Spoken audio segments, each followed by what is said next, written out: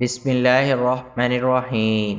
کوئی مسئلہ ہو تو بتائیں، ابھی حل کر دیتے ہیں۔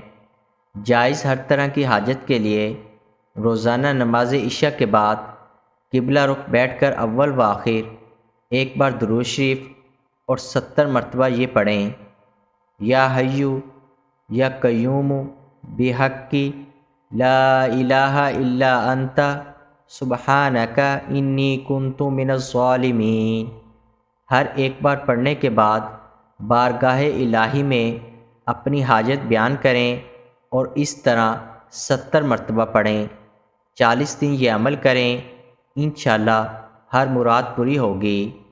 اس عمل کو خود بھی کریں اور صدقہ جاریہ کے طور پر دوسروں کے ساتھ بھی لازمی شیئر کریں۔